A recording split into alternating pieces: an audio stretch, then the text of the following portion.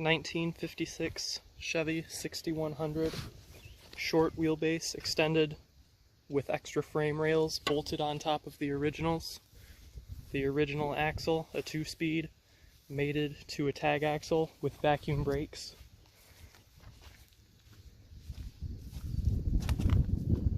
Massive hydraulic lift cylinder for a grain bed. These are the vacuum canisters for the brakes. They're rusted through in the bottom. This is a New Way tag axle, and it has special spoke wheel adapters. They bolt up the same as a regular cast disc wheel, but then go to rims the same as you would find on much heavier trucks and much newer trucks. This is the original contour of the frame, that top bit of the rail. Then they put kind of like a sleeve over it, and they've got reinforcement pieces between. This is the gearing for the pump that runs the lift. It has similar adapter wheels in the front. A Bendix air or vacuum control handle for the brakes. They can work for either, but this is vacuum. The 4-speed transmission is stuck. Everything's kind of rough about it, but what I really am interested in is under the hood. The emblems have been stolen, the windows have been broken, the hood has been jumped on, but the engine was rebuilt and it still turns. It's got solid lifters. It's a 261 straight 6 with the big carburetor. It was originally painted yellow. It was called the Job Master. It was rebuilt, we think, in the 80s, and it ran fine into the late 90s. Then it was parked here. Super huge 2-quart oil filter instead of 1 quart. The fan is not original. The radiator is fine. As you can see, the Bondo work didn't last it very long. Bumper is straight and nice. Here's some patchwork done under the cab. Inside the cab, one step is completely gone. I've never seen one quite this bad. The seat is really bad. It still has its plastic lens, so that's good. It has an extra water temp gauge added on. Who knows what of this gauge cluster works? I can't even read the mileage on it because of all the moss growing up in it. It had an 18,000 pound GVW originally.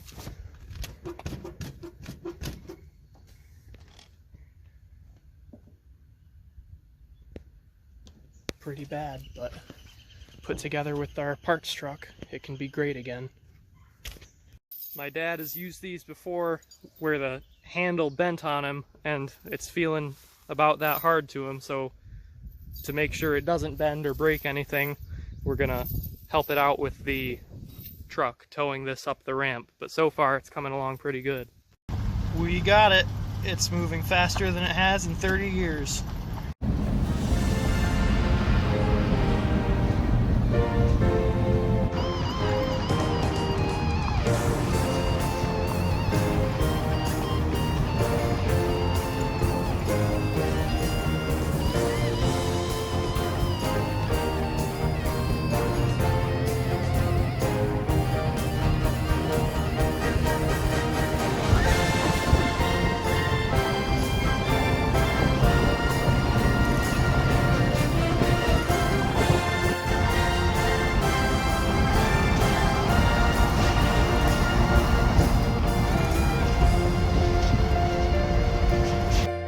Made it, and now just a couple of yards away, basically, good old Ford, but also its old co-worker from when they were farming together.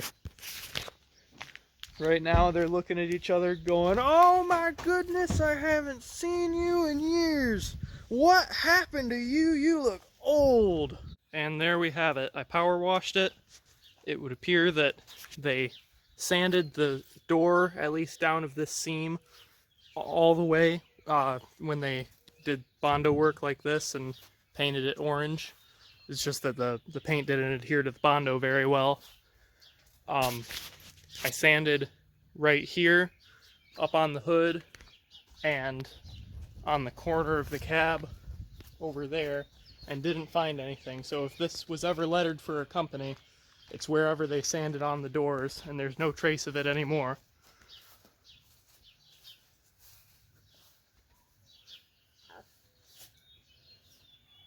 You can see the outline of where it used to say 6100 pretty clearly right there, 6100.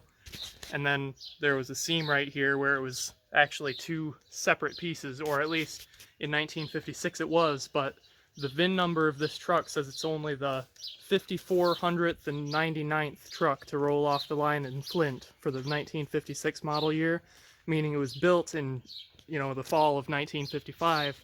They might have used the one-piece 1955 style setup, although now that I think of it, the 55 trucks only had numbers mounted about here.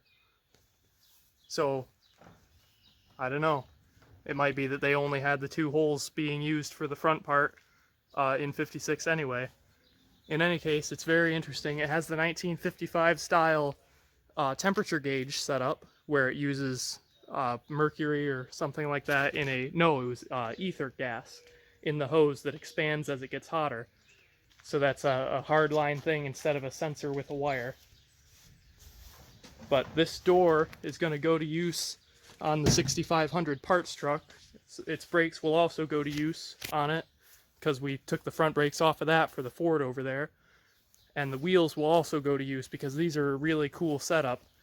They are an adapter for Bud wheels over to Dayton rims. So this piece right here, the round part, is its own piece, and I don't know why it has 12 holes, but it's pretty cool that it does.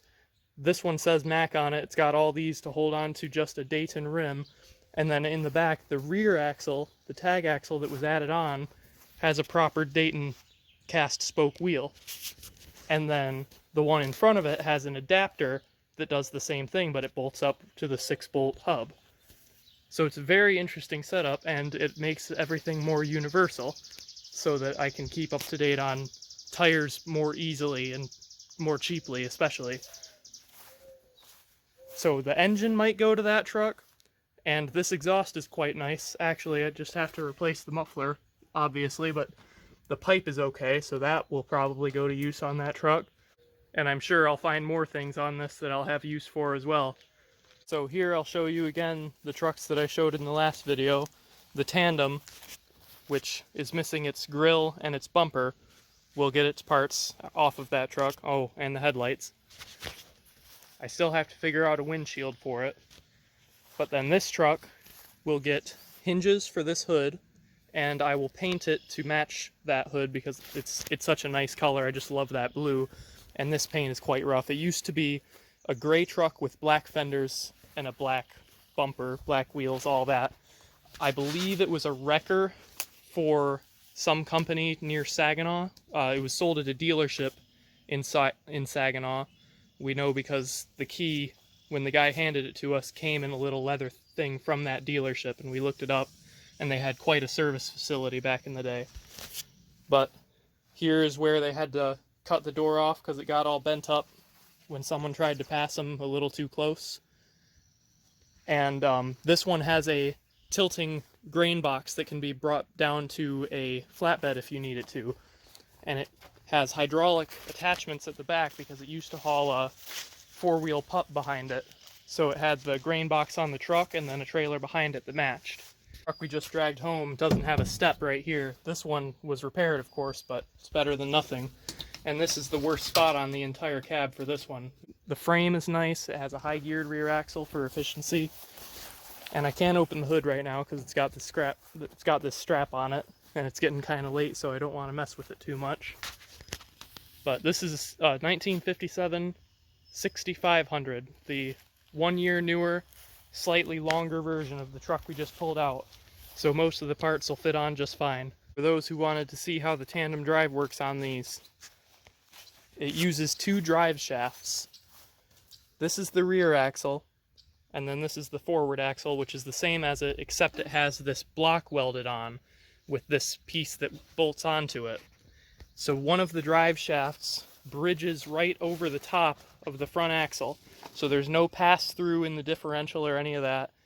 It just goes right over the top, and they both connect to this 3-speed tandem splitter made by Truckstel. It's a Truckstel Model 500 gearbox, and it has 3 speeds, which are low is 2.22 to 1, medium range is 1.22 to 1, and then third, the high range, is direct. So there's no overdrive in this box, but this was an off-road beet hauling farm truck anyway, so that was okay.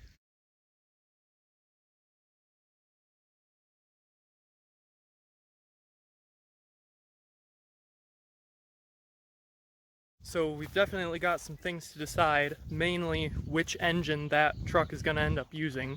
So that'll be all for this video. I hope you all liked it. I'll see you in the next one. Bye!